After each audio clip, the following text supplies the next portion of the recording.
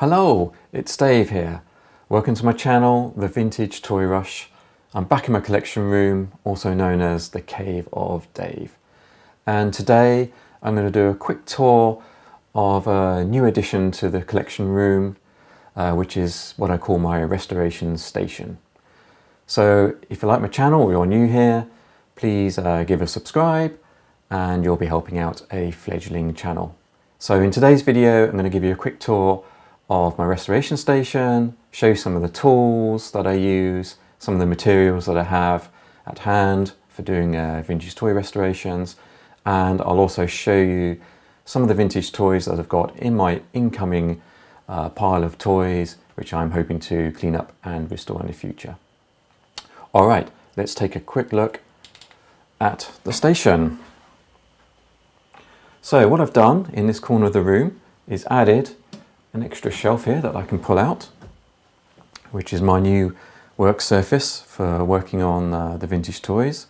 I've got a mat here for doing the main work on and cutting and stuff like that.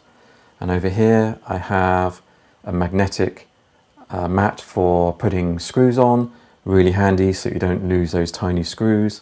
At the moment I'm actually working on an iPhone, not a vintage toy, but still useful. And I also have, most importantly, a light up here that I can move around and put onto the vintage toys as I'm working on them.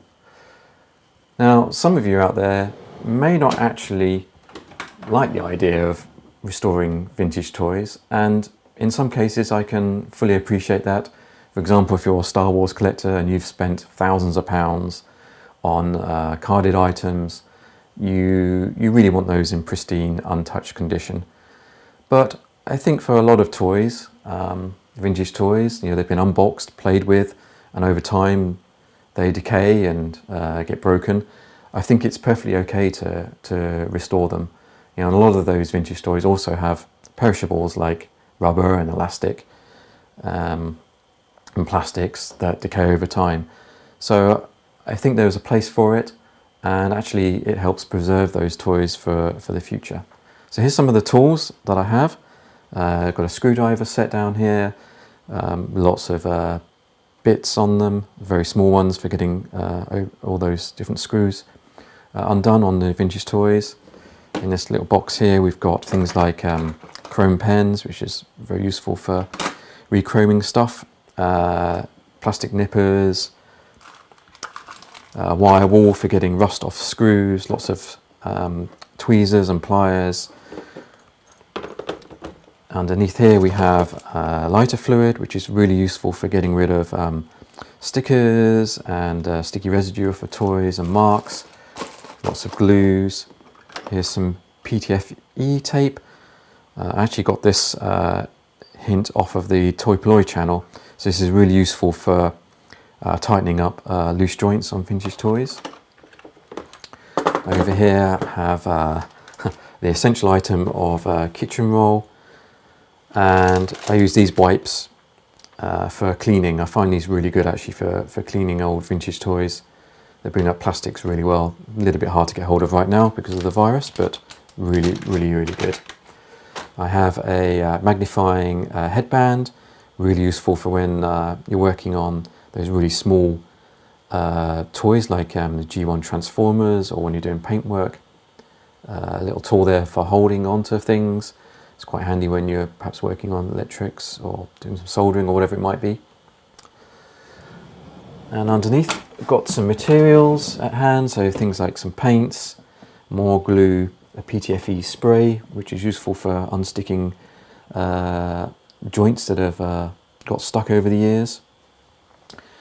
More materials over here like elastics, O-rings, springs, and more cord and material, very useful for things like Action Man restorations. And then a few spares, things like I've got some Rambo accessories, some Micronaut bits and pieces, screws and stuff like that. Always useful to have some spares around just in case you need something. So let's take a look at the incoming pile of vintage toys that I need to take a look at and clean up and potentially restore. So we have this Remco Energized Superman from the 70s. So here, for example, I'll probably tidy up the box.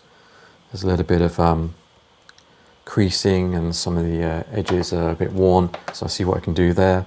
I'll take a look at the Superman, clean him up, make sure his electronics are working. Look at that face. Does that look like Superman? No, not really, but it's still a great toy. Also have Evel Knievel here. Again, I'll probably just do a little bit of work on the box. There's a few tears. Just tidy that up, keep that preserved.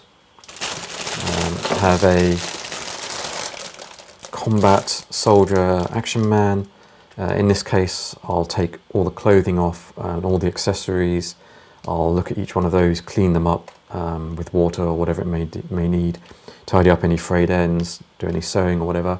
And the figure, I'll also clean that up. If there's any loose joints, I'll look to tighten those up, and then he'll come up really nice. I think there's some Action Force in there as well.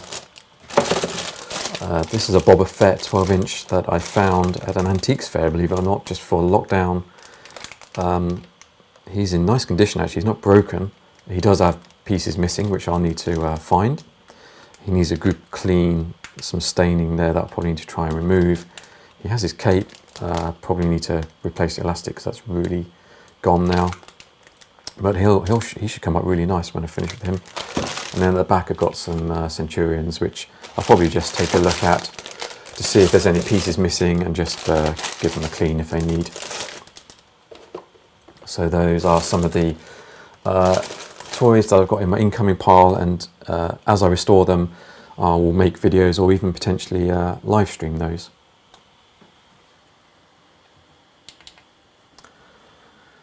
So I hope you like what I've done for my restoration station. I'm pleased with it. This will certainly help me out, make life much easier when I'm restoring my toys.